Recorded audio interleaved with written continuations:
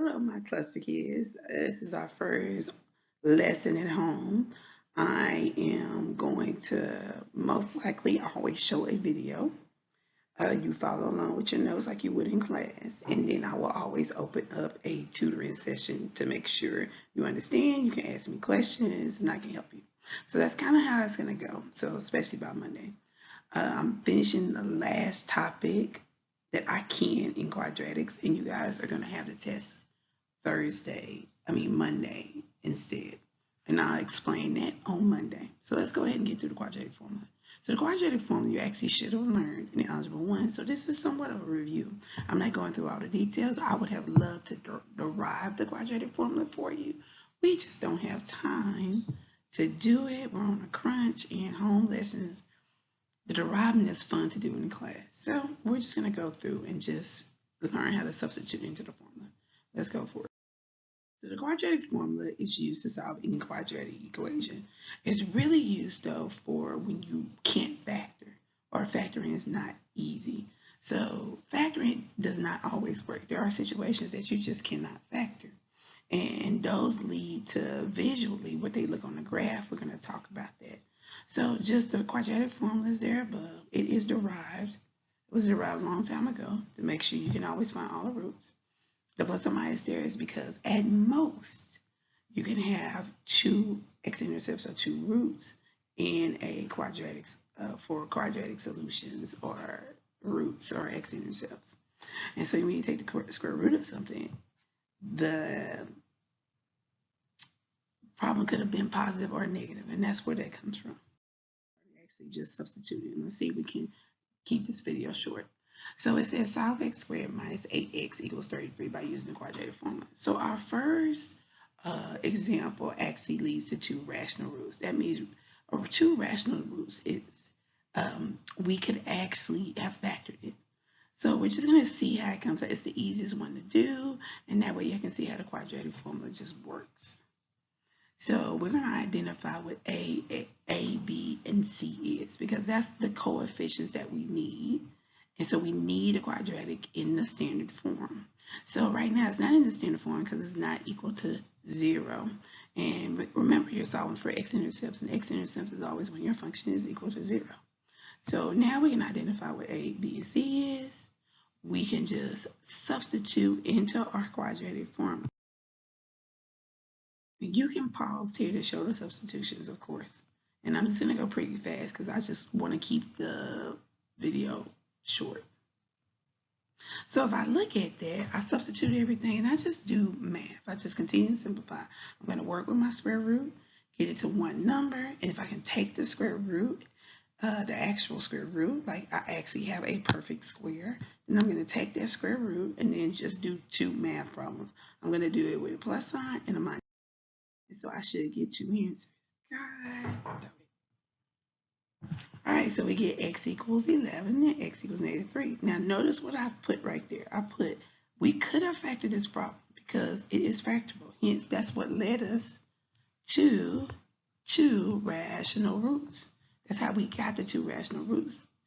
It was a factorable problem. So our answers is 11 and negative 3. And again, we could have gotten it by factoring, but it's another way to do the formula. You're like, well, why would I do the formula if I can factor it? You're right. If you can factor it, go ahead and do the factor. All right, so now I want you guys to pause the video and do this problem. And when you unpause it, we'll have a solution. So I'm going to count down to 5, 4, 3, 2, 1. So that should have given you time to pause it. And now we're going to go see what the answer is and go over the solution. So the answer is 2 and negative 15, which this could have been easily factored. Let's see how the quadratic formula would have, we could have used the quadratic formula to solve it. So we substitute the negative b, negative 13. You asked me why that is negative 30. I'm thinking about you, Giselle and Aaron. It's negative 30 because it needs to equal to 0. So I'll move the 30 over. So I get that negative 30. So we have that substituted. And we just follow the math. We just go through 169 plus 120 is 289. 289, the square root of 289 is 17.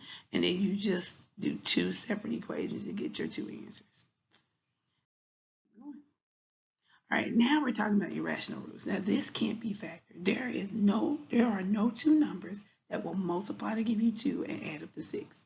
It can't happen. So you still want to find the roots to the quadratic equation. So you're going to have to use a quadratic formula. There is another method, but we hadn't talked about it yet. We talked about it a little bit, completing the square, but we haven't used completing the square to actually solve an equation. So here we go.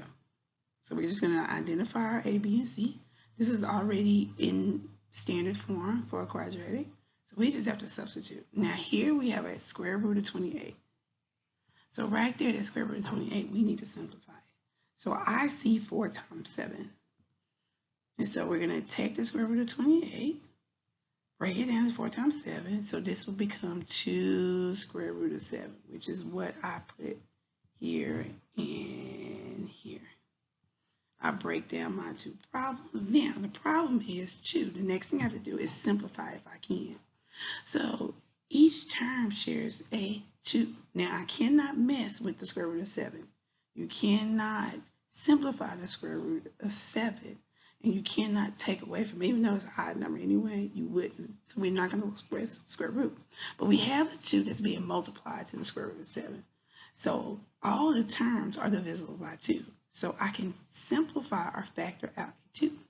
And so it'll turn the 6 to a 3, and then just turn this into the square root of 7. So in our next page, our two roots are that, and they give the approximate solutions. And so when I look at a graph of it, I don't hit numbers that are rational. So I could not have done that without using the quadratic formula. All right, so again, I'm gonna count down and you pause the video, and in 5 seconds on the video, I'm gonna show the solution. 5, 4, 3, 2, 1. Here's our solution, and there you go. Substitute, don't forget that negative b, I have a positive 5, makes a difference. Notice all the different solutions that they had. I cannot simplify this 2. None of the numbers share a factor, so I can't simplify it. All right, let's go to complex roots. So complex roots, here we go. We're going to go into the imaginary world. And there are solutions to problems that I don't have an x-intercept, and they work. It's just that, remember in our video, imaginary numbers are real. We just need another dimension to see it. So a third dimension to come out so we can see the actual where it crosses the x-axis. So here we go. Let's substitute. All right. So again, I'm going to identify A, B, and C. Notice the 6x is a -6 because I have to subtract it from one side of the equation and put it on the other. I must equal to 0. So that's where they're getting the -6 from. They substitute, we get 6 plus or minus the square root of -16. And right there we get a negative number. Now we need an imaginary number. Can't take the square root of a negative number. So now we're in plus or minus 4i. We would simplify it because all terms can be factored. 2 can be factored and simplified. So we're going to simplify each one, and we get 3 plus or minus 2i. So visually on that calculator means if I have imaginary roots, I have no x-intercept. So if I was to graph this equation and turn it into a function, that is what it would look like.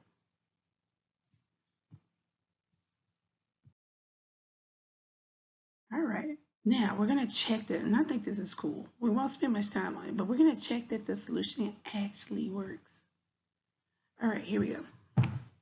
So when we substitute, we keep substituting.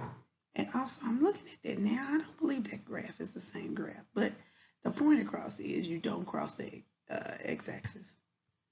And if you look at the solution to this, if I plug in 3 plus 2i, it's going to work for the original equation because all solutions should work.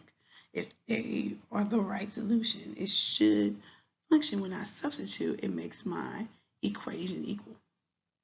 Let's keep going. Okay, so this is your last example. I'm going to count down. 5, 4, 3, 2, 1. Pause. Okay, so hopefully you tried it and you got these answers. Here is the solution for this one. And there you go. So that's the imaginary number. Okay, so if y'all have any questions, I will have a Zoom meeting at 1:30. So you have six problems that you have to do. You actually have to do it by hand, and you're gonna have to submit it on Schoology. You would just take a picture of it and then just attach it or submit it where on Schoology, and it is a PDF. So you don't have to print it out. You can just write it on regular notebook paper and just take a picture of it. That would be your grade for today. And then I hope you have a wonderful weekend. Again, if anybody needs help, I'll have a Zoom and I'll send it a remind at 1:30. Okay, have a good weekend. Stay safe. Bye.